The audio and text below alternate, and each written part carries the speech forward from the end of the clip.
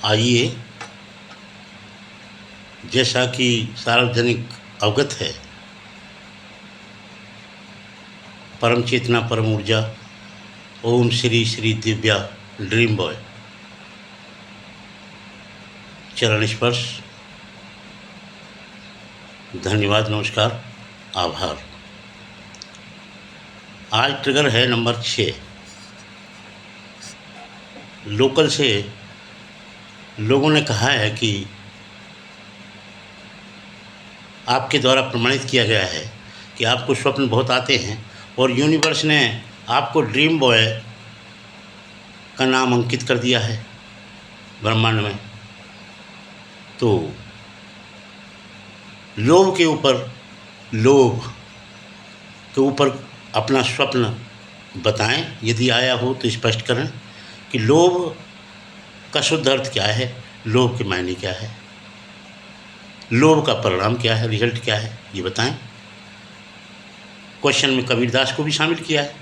कबीरदास ने कहा है कि भाई जो घर फूके अपना, चले हमारे साथ, कबरा खड़ा बाजार में लिए लुकाटी हाथ। इसका मतलब है कबीरदास जी कह रहे हैं कि भाई अपने घर को फूंक दो, अपने घर को सुहा कर दो, अपने घर को जला दो और तब हमारे साथ आओ।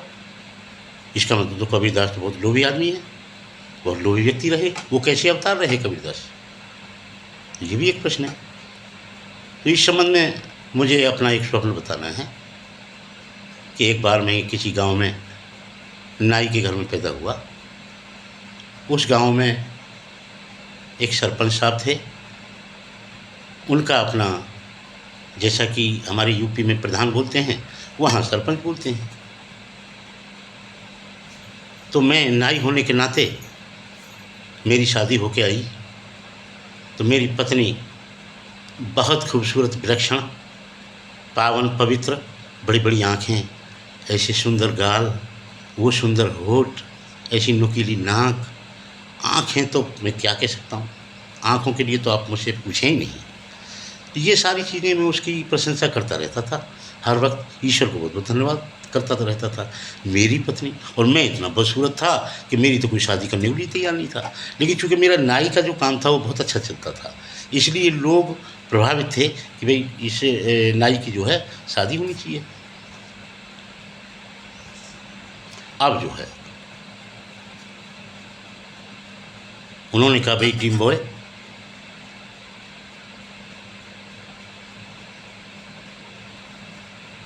मैं अपनी पत्नी की प्रशंसा जब बार बार करता रहा, दुनिया में करता रहा, उनके नक्शे तैयार करता रहा, ये होठ के नक्शे, आँख के नक्शे और दिमाग के नक्शे, उनकी नक्शे ही नक्शे यार। 24 घंटे में अपनी पत्नी पर मोहित था।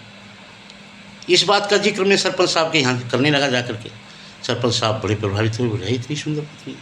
सरपंच साहब का अपना काम था एक्चुअल में, जैसे आजकल प्रधान हम देखते हैं, हम सोचते हैं, समझते हैं। उनका अपना काम था कि कोई भी लेवल तैयार कर लेना, जैसा कि आजकल हम भी देखते हैं, कहीं भी जाओगे आप लेवल मिलेंगे। धार्मिक स्थान में चले जाओगे, लेवल लगाओ और पब्लिक को बुलाओ, शिष्य बनाओ, फॉलोअर बनाओ, लेवल ज़रूरी है। इस तरीके से वो भी अपने लेवल रखते थे कि भाई आवास आ रहे हैं, ये लाएंगे, हम आपके गांव में तरक्की कराएंगे, आपके लिए योजना दिलवाएंगे, आप ये करेंगे। प्रधान जी जो है इस तरीके से काफ़ी गांव में अपना प्रचार प्रसार करते रहते थे और अपना जो भी लाभ होता था उसे प्राप्त कर लेते थे। लेकिन जब पत्नी की बात आई मेरी की, मैंने जब अपनी पत्नी की प्रशंसा, भूर प्रशंसा की, उनकी लिप्स और उनका माथा, उनकी नाक, उनके होठ, तुम क्या कह सकता हूँ, और आँखों की तो बात ही मत करिए। अब मैं तो चर्चा करता रहता था 24 घंटे, नाई का काम करता था 4 घंटे और 20 घंटे करता था अपनी पत्नी की प्रशंसा और ईश्वर को धन्यवाद भी देता रहता था। भाई भगवान, तुमने मुझे इतनी सुंदर पत्नी, और मैं इस लायक, ये मुँह और मसूर की दाल, मेरा मुँह और मसूर की दाल, मैं तो किसी लायक ही नहीं था। मुझसे तो कोई जो है सिवा नाई के काम के अलावा मुझे तो कोई ये भी नहीं कहता था, बोले भाई नाई के, भाई ड्रीम बॉय तो एक चाय पी ले। अब तो नाई ने कहा, वो सरपंच साहब ने कहा भाई उस पत्नी को तो हमें दिखाओ। बोले ठीक है साहब, ले आऊँ, कोई बात नहीं, मैं नाई हूँ आपका। मैं बड़ी खुशी में और वो अपनी पत्नी के वैभव को दर्शाने के लिए मैं अपनी पत्नी को ले गया। अब तो सरपंच साहब तो प्रभावित हो गए, मोहित हो गए। सरपंच बोले, यार इतनी बड़ी गजब की बात है, जो हमारी जाट में मतलब हमारी पत्नी और ये नाई की पत्नी, तो ड्रीम बॉय तो बड़ा जो किस्मत वाला आदमी है। अब तो अंदर ही अंदर उन्होंने सोचा कोई बात नहीं, पत्नी चली गई और सरपंच साहब तो भूल गए सब कुछ, मतलब वो तो मेरी पत्नी में खो गई। अब उन्होंने कहा भाई, अब उन्होंने अपनी पत्नी से बात की, बोले ऐसे ऐसे बात है यार, तू किसी भी तरीके से मुझे इसका थोड़ा यूनियन मेरी करवा दे, इससे तेरा जीवन में ऐसा नहीं मिलूँगा। तो सरपंच साहब की पत्नी बोली कि जी मैं पतिव्रता हूँ, कोई बात नहीं, मैं तो आपके लिए समर्पित हूँ, आप जैसे कहोगे उसमें बिल्कुल मैं सहयोग करूँगी, ऐसी क्या बड़ी बात है, उसको बुला दूँगी, नाइनी तो है, बुलवा दूँगी, आपकी यूनियन करा दूँगी, आप निश्चिंत रहिए। तो बोले इसके लिए एक तरीका, ये तरीका मैं बताऊँ, एक सिगरेट का जो पैकेट में चिलकना आता है ना, उसे गोल काट करके और अपना साया अपना आगे अपना गांव में तो कई बार पेटीकोट बोल देते हैं, लहंगा बोल देते हैं, उस पर उसे चस्पा कर ले गोल गोल कटिंग में, उसे कहना ये चांदी का बिल्ला है, तो उसे अपना तू बुला ले और बुला करके जब जैसे ही अपना कोई भी गतिविधि अपना तू उसे काम दे तो उसको बार बार उसको दिखाना चांदी के बिल्ले को, तो वो खुद ही पूछेगी ये क्या है, बता देना ये चांदी का बिल्ला है, मेरे सरपंच साहब को वो बनाते हैं।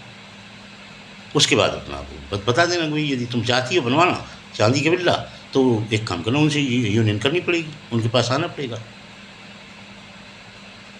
15 दिन में तैयार होता है। तो बोली ठीक है कोई बात नहीं। अब जो है साहब मेरी पत्नी तो बड़ी मोहित हो गई, वो मतलब जो है वहाँ बुलाई बुलाई तो उन्होंने कहा मेरे सिर में डींगर देख दे, जूँ देख दे और ऐसे ऐसे बात है, नाई मैं सरपंच नहीं हूँ, तेरा बहुत फ़ायदा करूँगी। तो बोली अरे हम तो नाई हैं, कोई बात नहीं, सरपंच नहीं मैं तो आ जाऊँगी, मैं सेवक हूँ आपकी। वो आ गई, आ करके साहब उसने जो है और उसके जूँ देखने डींगर देखने शुरू कर दिए, पीढ़ा पे खुद बैठ गई, नीचे वो सरपंच नहीं बैठ गई और जूँ देखने लगी। जब जूँ देखने लगी तो बार बार उस पेटीकोट को उस लहंगा को वो बार बार ऐसे करके बार बार ऐसे करके उसे उठा रही थी और वो गिरा रही थी, उठा रही थी, मतलब मूवमेंट कर रही थी पेटीकोट का। अब नाइन के नज़र आ गए, उन्होंने कहा सरपंच जी ये क्या है, कि ये तो इसे मत पूछे, बहुत बेशकीमती चीज़ है, फिर भी तो बताओ आप मेरी सरपंच नहीं हो। बोले ये चांदी का बिल्ला है। कि ये कहाँ से आया, ये हमारे सरपंच साहब तैयार करते हैं। कि अच्छा कितने दिन में, वो कैसे कैसे मिलेगा हमको दिलवा दो। कि तो ये एक काम करना पड़ेगा, तुझे 15 दिन के लिए इनके पास आना पड़ेगा लगातार, और वो भी रात को आना पड़ेगा। कि तुम तो आ जाऊँगी, मैं पूछ लूँगी अपने घर वाले को। वो तो घर आ गई और घर आके उसने कहा मुझसे कि जी ऐसे ऐसे बात है, सरपंच साहब तो चांदी का बिल्ला जो बनाते हैं और खुद देते हैं, ये तो बहुत अच्छी बात है, चांदी मुझे कमा लूँगी इतनी। आओ तो मैं तो कुछ मुझे संशय तो हुआ कि मैं बहुत तेज था, मुझे संशय हुआ मेरा क्या मामला है, ये तो योजना कभी सरकार से आई नहीं, चांदी के बिल्ला बांटने का, ये सेल्फ प्रोडक्शन तो नहीं है। कोई बात नहीं, बोले ठीक है, बोले मैं 15 दिन के लिए रात को जाऊँगी। अब मैं कहूँ कुछ तो वो नाराज़ हो जाए, और नाराज़ मैं कर नहीं सकता उनको, क्यों बड़ी सुंदर पत्नी मैं कहाँ से, मैं तो जीऊँगा भी नहीं उनके बिना। तो मैंने बड़े मरे दिल से कहा, उदास दिल से, कोई बात नहीं वो बुला नहीं, तो आप चले जाइए बनवा लीजिए चांदी का बिल्ला, तो अच्छी बात है, घर में चांदी हो जाएगी। तो वो चली गई। अब तो साहब 15 दिन लगातार रात को सरपंच साहब के पास रही। अब तो पूरा वैभव और साहब पूरी लव स्टोरी और पूरी मोहब्बत और सब बनाई। 15 दिन में उन्होंने कहा कि 16वें दिन कि सरपंच साहब ये चांदी का बिल्ला तो नहीं आया मेरे उस साई पे। बोले इसमें एक थोड़ी प्रोसेस में कमी रह गई है, ऐसा करते हैं कि अभी तुमको 1 महीने लगातार और आना पड़ेगा। तो उन्होंने कहा देखो जी मेरा तो नहीं नाराज़ हो जाएगा, और अब तो ऐसा भी हो गया है कि मैं तो मुझे तो तुम्हारी इतनी बड़ी मतलब जो हो गई है कि मतलब चांदी भी चाहिए और तुम्हारे दर्शन भी चाहिए, इतनी मोहब्बत होगी मुझे तुमसे, मैं क्या कर सकती हूँ। कि तो एक तरीका बताता हूँ, मेरी अभी 15 दिन पहले लड़की की शादी हुई है, तो लड़की लानी है, और चूँकि यहाँ से 100-150 किलोमीटर है, पैदल जाना पड़े, पैदल उस समय रास्ते तो कोई होते नहीं थे। और उन्होंने मुझे बुलाया, उनका भी ऐसे ऐसे बात है नाई के, तू मेरी लड़की ले आ, दशई चलती थी और दशई पे तू जा और लड़की ले आ।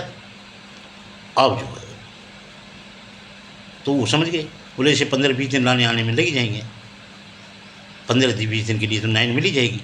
और 10 दिन के लिए फिर ये मांग लेगी, उससे कहती है कि 10 दिन और मुझे भेज दो, तो आ जाएगी। अब वो कोई बात नहीं, वो तो अपना लड़की लेने चला गया। अब इधर हुआ, क्योंकि पैदल का रास्ता था, 15 दिन में जाकर के तो पहुंचा, बेचारा थक गया। मैं 15 दिन में पहुंचा और थक गया। थोड़ा कहानी का मतलब सार समझने का प्रयास करना, जो मैं कह रहा हूँ उसकी गहराई से उसे सुनना, समझना, कहीं गलती हो जाए संशोधन कर लेना, समझने में कोई बात नहीं है। क्योंकि मेरी अपनी जो मैंने स्वप्न देखा है, मैं उसको प्रमाणित कर रहा हूँ। अब मैं तो वहाँ चलता रहा, 15 दिन में वो लड़की के पास पहुँच गया उनकी। अब वहाँ से वो लड़की आती है, रास्ते में मैं लड़की को डाला हूँ। इधर क्या होता है कि वो अपना 9 तो डेली अपना जा ही रही थी चांदी का बिल्ला बनवाने के लिए। कोई बात नहीं, सरपंच साहब ने कई पैकेट सिगरेटों में से निकाल करके और वो बिल्ला तैयार कर रखे थे, कटिंग करके कैंची से गोल गोल गोल गोल। ये तो इधर की तैयारी होगी। अब मेरी बात सुनो, जब मैं वहाँ पहुँचा और एक बेसिक टेंशन तो मुझे ये, मैं समझ ही गया कि भाई ये तुझे घर से बाहर करने के लिए एक स्कीम योजना तैयार की है और पत्नी भी तेरी साथ है। क्योंकि अब ये सरपंच साहब के पास जान लगी, सरपंच तो स्मार्ट हैं ही हैं भाई, योजना दे रहे हैं, पैसे वाले हैं, सब तरीके से वैसे भी स्मार्ट हैं। तू तो एक नाई है, नाई के साथ साथ भी तू वैसे भी, मैंने सोचा कि भाई तू बदसूरत भी है, तेरी कोई पर्सनैलिटी भी नहीं है। इधर मान लीजिए मैं पत्नी को ये कहता हूँ तू ऐसा मत करे, तो पत्नी मेरी नाराज़ हो जाएगी, मुझे छोड़ के चली जाएगी, क्या फ़ायदा। और ये इनका काम चल ही रहा है। और मैं समझ ही गया कि भाई चांदी के बिल्ले किस तरह से बनते हैं, कैसे बनते हैं। मैं जान गया, क्योंकि इस तरह की कोई योजना सरकार से जारी हुई नहीं है, तो मैं जान गया मेरी पत्नी का शोषण हो रहा है, मेरा भी हो रहा है, पक्का समझ गया। लेकिन अब करना क्या चाहिए। अब मैं लड़की लेके उनकी आ रहा था। जब लड़की सरपंच की लेके आ रहा था, तो रास्ते में जब 8-7 दिन चली लड़की, तो लड़की बेचारी हार गई, थक गई, और थक करके बुरी तरह बेहोश होकर के रास्ते में किसी वृक्ष के नीचे लड़की सो गई। मेरी ड्यूटी थी लड़की को रखाना, आराम भी करना और लड़की को रखाना भी। मेरे दिमाग में एक योजना तैयार हुई। लड़की जेवर गहने पहन के आई हुई थी ससुराल से, मैंने सहज सहज करके बेहोश थी और सारे गहने और जेवर उतार लिए। उतार के मैंने अपने बैग में डाल लिए, मतलब जेब में डाल लिया, अपने कपड़ों में छिपा लिए मैंने। अब लड़की उठी, लड़की देखी उन्होंने नाई के ड्रीम बॉय कि हाँ लाली, कि देखना मेरी तो सारी चीज़ें कहाँ चली गई। तो मैंने की तो लाली कोई बात नहीं, मैं इधर उधर चला गया था कि ऐसा तो नहीं कोई चोर ले गया हो, अब कैसे करें। कि तो हाँ अब तू रो मत। अब वो तो लड़की रोने बोली, मेरी सास ससुर देवर जेठ तो मुझे जीने नहीं देंगे, मार देंगे। इतना 1.5-2 किलो सोना मैंने लटका के आई हूँ, पहन के आई हूँ। अब तो सवाल ये आ गया, तो मैंने कहा बेटी वो लाली तू रोवे मत, तू चिंता क्यों करती है, मैं तांत्रिक क्रिया जानता हूँ, उससे मैं तेरे को तुरंत तेरी सारी चीज़ें बना दूंगा। तो उसने कहा वो कैसे नहीं के, कि बस वो पति पत्नी जैसा रोल करना होता है उसमें, तांत्रिक क्रिया में वो मैं करूँगा। और समझिए कि एक एक्टिविटी में एक चीज़ निकाल दूंगा, प्रोसेस का अपना तांत्रिक क्रिया का। तो हम आप समझते हैं तांत्रिक क्रिया का एक प्रोसेस ये भी होता है कि भाई नग्न स्थिति करके हम पूजा पाठ बहुत से आज धरती पे करते हैं, जो नालायक के मूर्ख हैं, बदमाश हैं, इस तरीके से लोग करते हैं। तो मैंने कहा अरे तांत्रिक क्रिया में जानता हूँ। तो वो बोली ठीक है, आओ वो पति पत्नी वाला रोल हमने किया। और एक चीज़ जब मैं मूवमेंट करूँ तब एक चीज़ निकाल के दे दो, ले डाली। अब चलो उसको तो विश्वास हो गया, बोले ये तो बहुत बढ़िया, तू करे जा आराम से, लेकिन मेरी चीज़ सारी दे दे। अब मैंने सारी चीज़ निकाल के दे दी, सारी चीज़ इधर मैं अपना जो मेरा कंपटीशन था वो भी मैंने अपना कर दिया, करके मैंने उसको। अब वहाँ से हम आ गए तो बड़ी खुशी थी लड़की, अगर मेरी चीज़ को भी मिल गई तो फिल्म हो गया। और उसके बारे में मुझे पता नहीं, मैंने पति पत्नी मेरा रोल कर दिया। ये तो वो समझती पूजा है, तांत्रिक क्रिया है, कोई बात नहीं, पूजा तो दुनिया कर लेती है। अब आकर के सरपंच साहब से बातचीत हुई, मिली जुली, और अपना रोई मटकी जैसा लड़कियां आम करती हैं अपने पीहर में आने के बाद, बड़े बड़े बड़े पत्थर रोना की याद आती है मुझे, कैसी कैसी रोती है। असल में पहली लड़कियां तो वास्तव में रोती थी, आजकल तो खैर कौन रो रहा है, रोते भी हैं तो बहुत नाटकीय ढंग होता है, लेकिन पहली जो बहन बेटियाँ थी वो वास्तव में रोती थी। उनको लगता था कि हम पीहर माँ बाप अपने रूप पेड़ छोड़ के गए हैं। वो काफ़ी, वो बड़ा रोना मुझे याद आता, मैं देखता रहता था। मैं भी रोता था, असल में पूछो तो मैं उनके संग ही रोता था। जो भी एनबीटी पड़ोस में जा रही है, मेरे घर में जा रही है, मेरी बहनें जा रही हैं, आ रही हैं, मेरा काम उनके साथ रोने का था। अपना एकांत में बैठता था, मैं समझता था कि रोएगी, मुझे रोना है। वो कोई बात नहीं, वो आई तो उसने कहा पिताजी मैं आगे, बोले ससुराल कैसी है, बोले देवर जेठ सास ससुर, बोले सब फर्स्ट क्लास हैं, लेकिन रास्ते में एक बहुत बड़ा हादसा हो गया। बोले क्या? बोले ऐसे ऐसी बात है, वो मेरी चीज़ सारी खो गई, वो तो ड्रीम बॉय जो है तुम्हारा नाई का, ये इतना योग्य था, तांत्रिक क्रिया करी है, उसने चीज़ दे दी, निकाल दी, तो खोई हुई चीज़। आओ तो सरपंच साहब बोले भाई तो चलो हो गया। उसने पूरा प्रोसेस पूछ लिया, उसने प्रोसेस भी बता दिया लड़की को। उसे तो बेचारी को कोई कपट नहीं था लड़की को। उसने कहा पापा ये तो मतलब जो है तांत्रिक क्रिया थी, तो ये तो चलती है, लेकिन ये सबसे बड़ी खुशी की बात है कि मेरी चीज़ें सारी दे दी। अब तो सरपंच समझ गया, बोले इसने तो बहनचोद, तेने तो नाइन को जो है दुरुपयोग किया, और इसने तो तेरी लड़की का ही दुरुपयोग कर दिया वैसे नाई ने। अब इस बात को ओपन कह कैसे,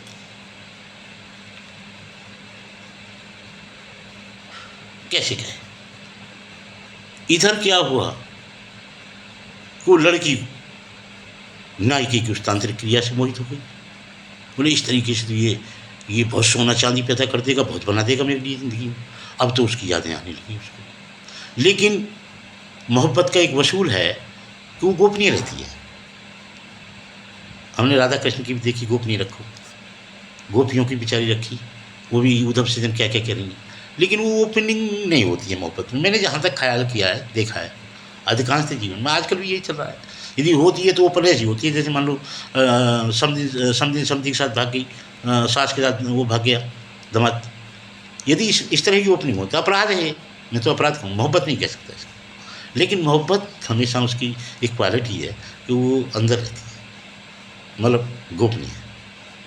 तो उनका उसका एक ही वसूल है, मैंने पहले ही उसमें सुनाया था कि वायदे पर वो एतबार नहीं करते, और हम अपनी मोहब्बत को सरे बाजार नहीं करते। लेकिन उनसे डरते भी हैं, उनकी नाराज़गी से कहीं ऐसा ना हो वो सोचते हैं कि हम उन्हें प्यार नहीं करते। अब तो इधर नाइन की और सरपंच साहब की, दोनों का प्रेम प्रसंग चल रहा था। इधर लड़की का और मेरा प्रेम प्रसंग चल गया।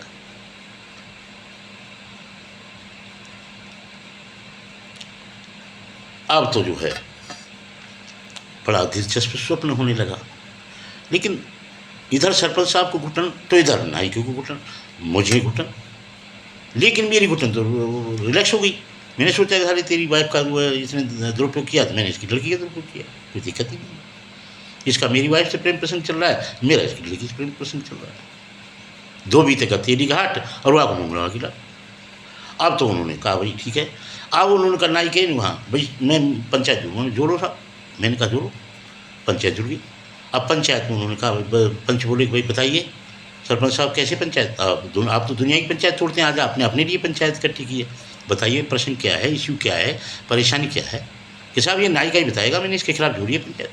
तो सरपंच बोला कि, तो लोग बोले वाह बोल भाई नाई के मुझसे। मैंने कहा साहब मैं क्यों बताऊंगा, पंचायत इन्होंने जोड़ी है, इश्यू इनको है, और प्रस्ताव इनका है, सब्जेक्ट इनका है, तो यही अपने मतलब जो उसको प्रस्ताव रखेंगे, या कोई इनकी तरफ से जो मनोनीत करके लाए होंगे सदस्य वो प्रस्ताव रखेगा।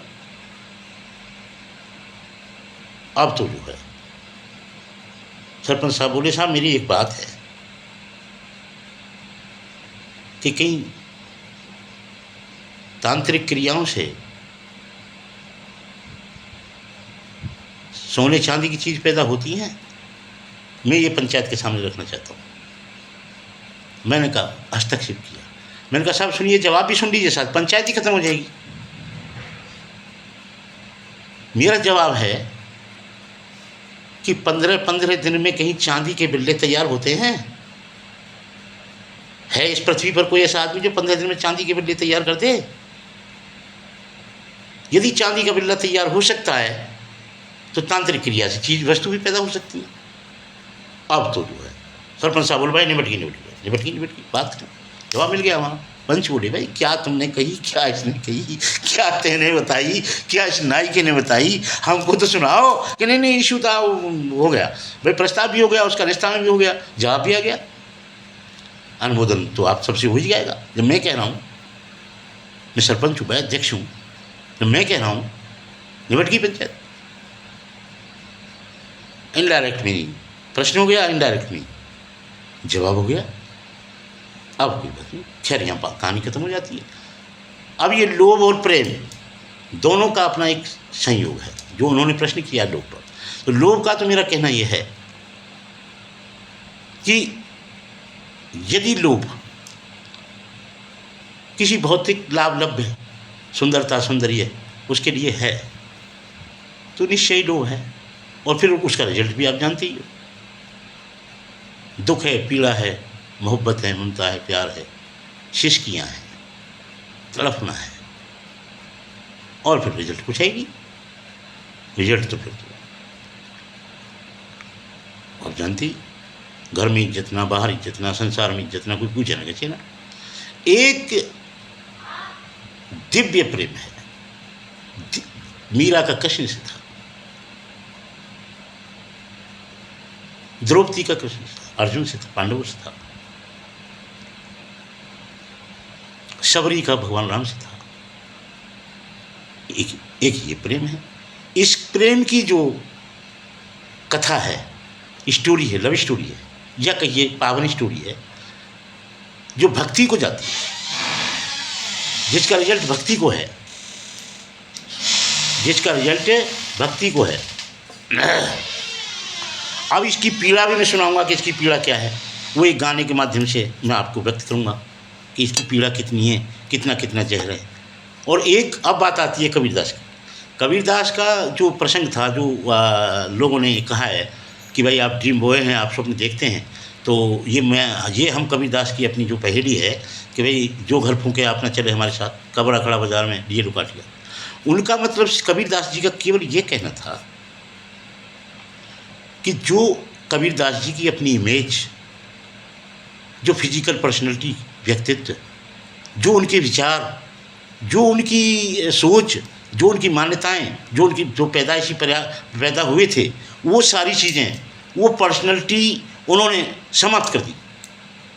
वो सबके खिलाफ बोले, अपने खिलाफ बोले। जो वो कह रहे हैं कि भाई मैं कबरा हूँ, मैं लालची हूँ, मैं बदसूरत हूँ, मेरे लिए तो चाकी सबसे बड़ी बात है, चक्की। मुझे तो ये मंदिर मस्जिद ये सब बेकार लगते हैं। जब वो अपनी पर्सनैलिटी का खुद विरोध कर रहे हैं, अपने खिलाफ खुद बोल रहे हैं, और अपने खिलाफ भगवानों के खिलाफ भी बोल रहे हैं कि भाई ये मंदिर मस्जिदों में जो हो रहा है, पहाड़ों पर जो पूजे जा रहे हैं, ये सब कुछ गड़बड़ है। अब मेरे साथ हमेशा साजिशें चलती रहती हैं मुझे बदनाम करने के लिए, लेकिन कोई क्या कर सकता है, क्या करेगा। जब मैं अपने स्वयं को बदनाम कर रहा हूँ, मैं स्वयं कह रहा हूँ कि मुझसे ज़्यादा कोई बदसूरत नहीं, लोभी लालची नहीं, मुझसे ज़्यादा कोई धोखेबाज नहीं, मुझसे ज़्यादा कोई नास्तिक नहीं, तो मैं अपना घर तो स्वयं जला ही रहा हूँ। जब मैं स्वयं अपना घर जला रहा हूँ, तो ये दूसरे जो साजिश करने वाले हैं कबीरदास के खिलाफ या मेरे खिलाफ, कि मैं मोहब्बत करता हूँ, धोखा करता हूँ, प्यार करता हूँ, धोखा करता हूँ, या मैं किसी प्रकार की भी नेगेटिविटी से बिलोंग करता हूँ, भाई मैं जब अपनी पर्सनैलिटी को स्वयं कह रहा हूँ, मैं अपने अंदर स्वयं आग लगा रहा हूँ, मैं कह रहा हूँ बदसूरत हूँ, मैं कह रहा हूँ धोखेबाज हूँ, मैं कह रहा हूँ कि चालाक हूँ, मैं कह रहा हूँ कि कन्ना। अभी मैंने सपना सुनाया आपको, मैंने चीज़ उतार ली उसकी धोखे से और तांत्रिक क्रिया करी और मैंने उसको वापस कर दिया। ये मेरे स्वप्न का अनुभव है। इसका मतलब है कि मैं धोखेबाज हो गया और शोषण मैंने कर ही दिया उसका, लड़की का। भाई छोटी सी लड़की, और कहाँ मिनाई, और कहाँ वो बड़ी कास्ट, और मैं नाई। जब मैं अपनी पर्सनैलिटी में स्वयं आग लगा रहा हूँ, जब मैं अपनी बदनामी कर रहा हूँ, ये कारे होठ, ये चौतरासी नाक, ये भिड़न कैसे कान, गधों जैसी बुद्धि, पशु जैसा व्यवहार। जब मैं अपने खिलाफ खुद लड़ रहा हूँ, कल को मैं कृष्ण के खिलाफ भी बोलूँगा। भाई कृष्ण का जो पक्ष है वो मुझे बोलना है उनके खिलाफ, जो पक्ष खिलाफ बोलने लायक है वो बोलूँगा। वो तो चले गए, अब वो तो नहीं कहने आ रहे इस बात को कि भाई मेरा कौन सा पक्ष पॉजिटिव है कौन सा नेगेटिव है। लेकिन उनके जाने के बाद जो पर्सनैलिटी के जो कैरी लोग कर रहे हैं, तो क्या सभी कृष्ण हो गए, सभी ने उनकी बात को फॉलो कर लिया गया, कृष्ण बिल्कुल सही हो जाएंगे? बिल्कुल सही नहीं। मैं बिल्कुल, जब मैं अपने खिलाफ बोल सकता हूँ, कृष्ण मेरे क्या लग रहे हैं, मैं तो कृष्ण के खिलाफ बोलूँगा। जब मैं तमाशा बन गया, जब मैं तमाशा बन रहा हूँ, तो मैं दूसरे का तमाशा निकालने में क्या देर करूँगा भाई। अब सवाल साजिश का आता है, हम लोगों की मानसिकता का, दुर्बुद्धि का आता है कि हम, राम ने सीता को पीछे पीछे उनके धोबी रहता था और सीता पर आरोप लगाया और उसको निकलवा दिया। बहुत आसान बात है, दूसरे को दोषी ठहराना बहुत आसान बात है। स्वयं को, स्वयं के दोष देखना बहुत पावन और पवित्र है। ये मेरा, यही कबीरदास का कहना था कि भाई जो मेरा घर है, जैसे मैंने जलाया है, मैं जुलाहा हूँ, बदसूरत हूँ, मैं घर की चाबी पे विश्वास करता हूँ, मैं नहीं करता पहाड़ पे विश्वास, मैं नहीं करता उन भगवानों पे विश्वास जो तुम्हारे मंदिर मस्जिदों में वहाँ हैं, मैं नहीं करता। और जब मैं अपनी पर्सनैलिटी में स्वयं आग लगा रहा हूँ, तो दूसरा इसी तीन सारी कितना लगा देंगे, अरे चोर डकैत जो भी कहेंगे चलेगा। इनसे तो ज़्यादा मैं ही अपनी पर्सनैलिटी में, मैं छोड़ूंगा ही नहीं कुछ भी अपने बाकी, जिसमें मैं आग नहीं लगा दूंगा, जला नहीं दूंगा उसको, क्योंकि हूँ भी इस लायक। वे आप देख भी रहे हो, जब मैं अपने अवगुण, अपनी उपलब्धि, अपनी सब मतलब किसी लायक में रहा हूँ नहीं, पैदा नहीं हुआ। मेरे पिताजी ने रात को 2 बजे निकाल दिया मुझे घर से बाहर, क्योंकि मैं लायक नहीं हुआ कभी। हमेशा नौकरी में ही कामयाब नहीं हुआ। कुछ काम दे भी दे देते तो उन्हें वैसे खेत पे भेज दिया, तो सारे लावानी सब खेत दे आओ, आधे से खेत लूट के दे आओ हैं। कोलू वो बुला ला वहाँ, मतलब जो जोट बुलाने के लिए लोगों को बुलाने गया गांव में, तो वहाँ लड़कियों और भाई बेईमानी को बुला लाया। अब तो पूरे पिताजी हमेशा दुखी रहे इस बात को लेकर के, भाई हमेशा दुखी रहे, 2 धेरे का काम करता नहीं है, इसे कुछ जिम्मेदारी दे दो। ट्यूबवेल पे सुलाते थे मुझे, मैं वहाँ सोता था, वहाँ निद्रक से जो है अपने पशु पक्षियों में मस्त रहता था। बिजली चलेगी भाग गई, पानी मोल का जाता जाओ जी, मुझे कोई पानी देखने की जरूरत नहीं, मेरा कितना पानी बिक रहा है कितना नहीं बिक रहा है। तो अब मेरे खिलाफ कोई बोलने वाला क्या करेगा भाई, क्या आरोप लगाएगा, क्या कबीरदास पे आरोप हम लगाएंगे जो लगा रहे हैं कि भाई कबीरदास तो बहुत लोभी आदमी थे, ये जो घर फूका अपना चले हमारे साथ वो ये करे। नहीं, उनका, कबीरदास जी का सेंस ये नहीं है। कबीरदास जी ने सिर्फ ये कहा है कि जो अपना घर, माने हम स्वयं का जो घर बना के लाए हैं, पर्सनैलिटी जो कैरी करके लाए हैं, जो विचार संस्कृति, जो भगवान, जो भी धार्मिकता इन तथा कथित चीज़ों में हम उलझे हुए हैं, उन सभी को आग लगानी है हमें, सारे संस्कारों को हमें आग लगा देनी है, क्योंकि वो उनका अपना कोई सार्थक रिजल्ट ही नहीं है। वो घर की चाकी में रिजल्ट देख रहे हैं।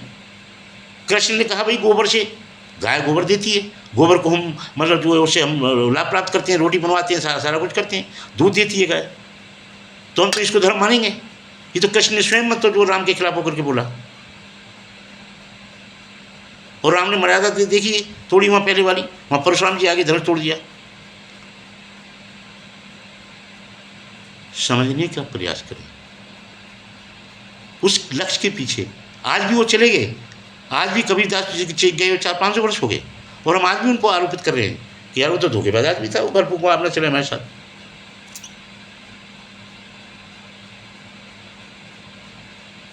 कबीरदास अपनी पत्नी तक को सौंप आए एक सेठ के पास, वो प्रभावित था उनसे, उधार आता था, बहुत सुंदर खूबसूरत पत्नी रही होगी, प्रमाणित रही होगी, जो ऐसे लोगों से संबंधित है, टच है, विरल रिश्ता है, तो निश्चय निरालापन तो आ ही जाता है। वो ले गए उनको। अब जब देखा कबीरदास स्वयं लाए अपनी पत्नी को, अब तो पसीना दे गया बढ़िया, बोला यार ये कैसा आदमी, बोला आदमी नहीं है ये, तो कुछ और ही हो सकता है। तो भाइयों, मेरा कहना सिर्फ यही है कि हमेशा कभी भी उन पर्सनैलिटीज पर आरोप करने से पहले हम देख लें, हम निश्चय आरोप लगाइए, कोई दिक्कत नहीं, उनका कुछ नहीं बिगड़ता है। भाई जो है कसौटी साफ कहती है कि पीतल है कि सोना है। प्रेम साफ कहता है मिट्टी है कि रोना है।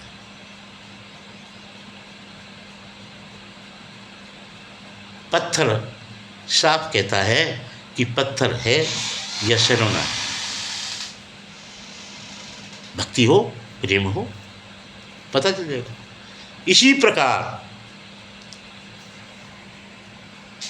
अब मैं आपको जो हम लोभ करते हैं, जो हमने किया, उस संबंध में अब इधर जो मेरी नाइन के सरपंच साहब की जो प्रेम स्टोरी लव स्टोरी चलती रही और लड़की की उसकी चल रही, सिर्फ इस लोभ में कि वो नाइन इस लोभ में थी बहुत चीज़ वस्तु मिलेंगी और प्यार तो हो ही जाता है भाई। जब कोई जब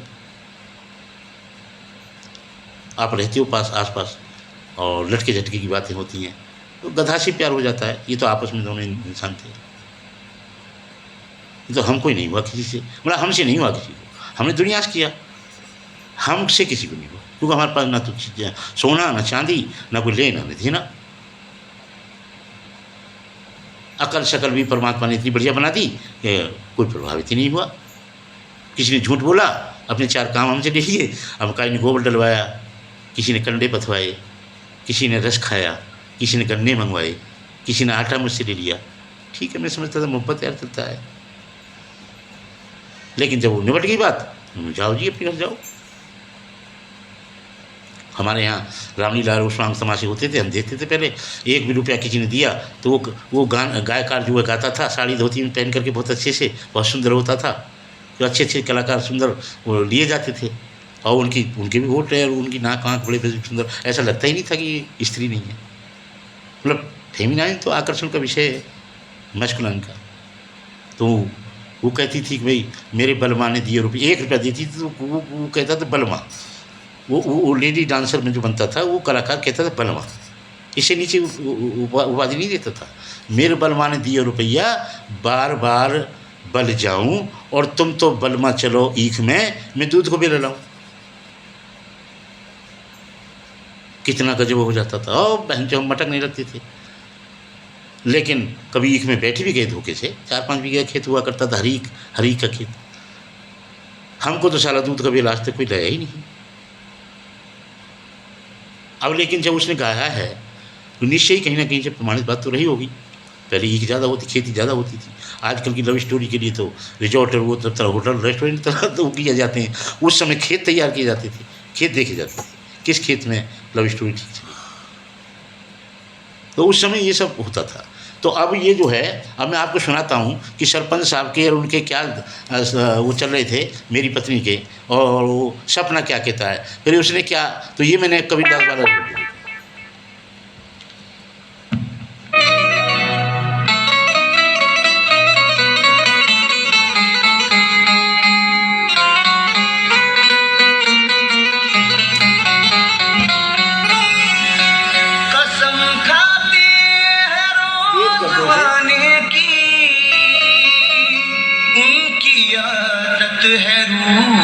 जाने की, कसम खाते हैं रोज आने की, उनकी आदत है रूठ जाने की। दिल ही क्या जहां से हाथ धो बैठे, ये सजा पाई दिल लगाने की।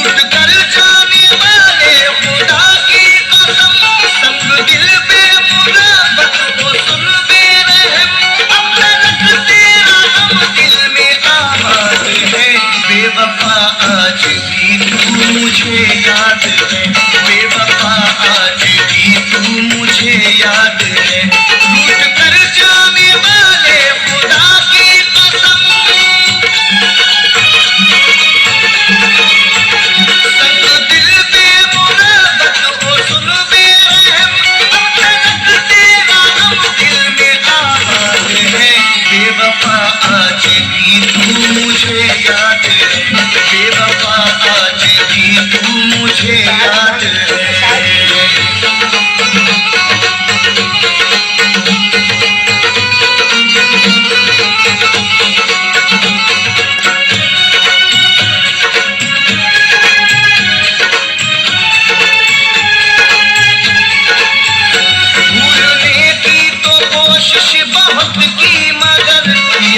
ने तेरी जख्मी किया है जिगर। भूलने की तो कोशिश बहुत की मगर याद ने तेरी जख्मी किया है जिगर। हर घड़ी बस तेरा नाम जपता है दिल, तेरी चाहत में तड़पे कभी आके दिल। रात दिन रब से करता ये फरियाद है, रात दिन रब से करता ये फरियाद है। बेवफा आज भी तू मुझे याद है, बेवफा आज भी तू मुझे याद है।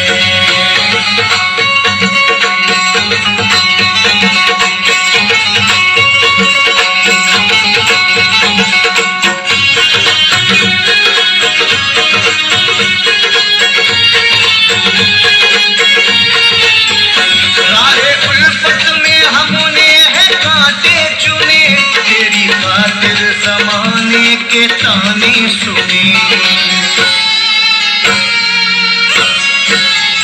राहे उल्फत में हमने है कांटे चुने, तेरी खातिर ज़माने के ताने सुने। बेवफा रास आई न तुझको वफा, छोड़ कर दिल सितमगर हुआ तू जुदा। रंज गम से मेरा दिल ये नाशाद है, रंज गम से मेरा दिल ये नाशाद है। बेवफा आज भी तू मुझे याद है, बेवफा आज भी तू मुझे याद है।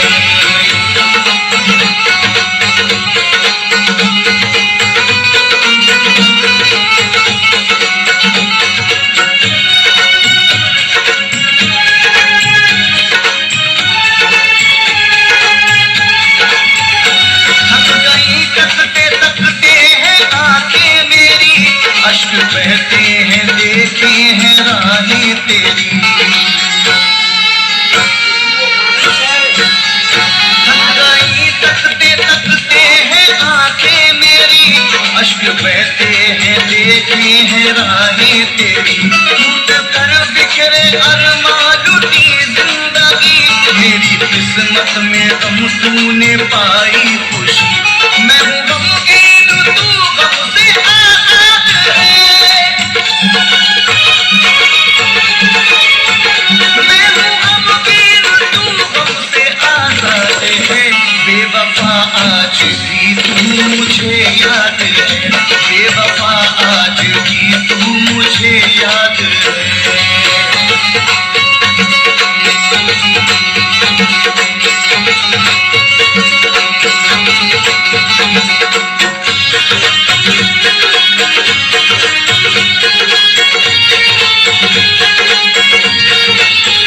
जिसको चाहा वही तोड़ कर दिल गया, हम सफर जिंदगी का उसे मिल गया। जिसको चाहा वही तोड़ कर दिल गया, हम सफर जिंदगी का उसे मिल गया। करके हम तो भरोसा लुटे प्यार में, जीते जी मार डाला हमें यार ने। देख तैयब हुआ कैसा बर्बाद है, देख तैयब हुआ कैसा बर्बाद है। बेवफा आज भी तू मुझे याद है, बेवफा आज भी तू मुझे याद है। लूट कर जाने वाले खुदा की कसम, संग दिल बेमुराद हो सुन बेरहम। अब तलक तेरा हम दिल में आबाद है। बेवफा आज भी तू मुझे याद है, बेवफा आज भी तू मुझे याद है। बेवफा आज भी तू मुझे याद है, बेवफा आज भी तू मुझे याद है।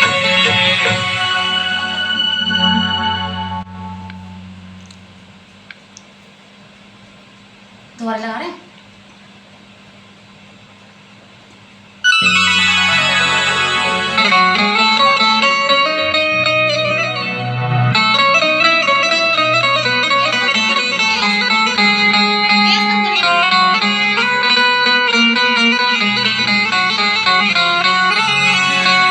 कसम खाते हैं रोज आने की, उनकी आदत है रूठ जाने की। कसम खाते हैं रोज आने की, उनकी आदत है रूठ जाने की।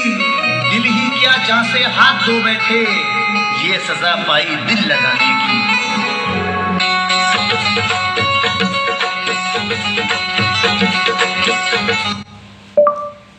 तो यह हो गया सामान्य प्रेम। सामान्य प्रेम का परिणाम यह है। हाँ बिल्कुल, जब आप बिना किसी अतिरिक्त फॉर्मेटिंग जैसे बोल्ड, इटैलिक या कलर के टेक्स्ट को स्क्रीन। इसी के साथ मैं अपनी सवालों के जवाब में अपनी वीडियो को विराम करता हूँ और परम चेतना, परम ऊर्जा, श्री श्री दिव्या ड्रीम बॉय के चरण स्पर्श नमस्कार, धन्यवाद, प्रणाम करता हूँ। और कोई गलती हो क्षमा कर देना भाई, अभी मुझ पर ज़्यादा आता नहीं है, लेकिन फिर भी बता रहा हूँ, बहुत जल्दी परफेक्ट हो जाऊँगा। अभी क्या है, मुझे तो अगले जन्म में परफेक्ट होकर के जाना है, कमी कोई छोड़ के जानी ही नहीं है, क्योंकि अब की बार ही सारे अभाव झेलने हैं। अगली बार तो मतलब जो है समझिए परफेक्ट होकर जाना है। इतनी बड़ी पर्सनैलिटी मैंने मैनिफेस्ट कर रखी है, बस मैं आपको क्या बता सकता हूँ। बताया मैंने कई बार, 5 फुट 11 इंच, लिप्स, चिप्स नहीं चिप्स नहीं यार, चीक्स, नाक, नोच, आँखें तो पूछो ही मत मैंने कितनी बड़ी मांग रखी है।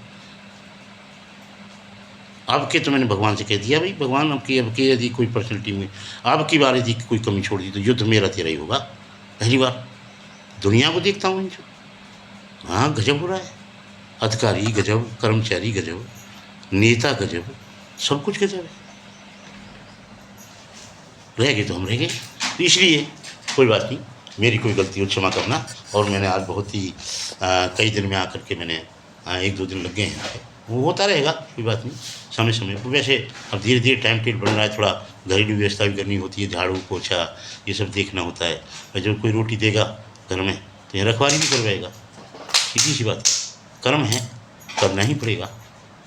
तो इसके साथ साथ मैं इसी के साथ अपनी बात को विराम देता हूँ और सभी ऑनलाइन अभी पब्लिक पंचायत उसको मीडिया फैमिली को चरण स्पर्श नमस्कार।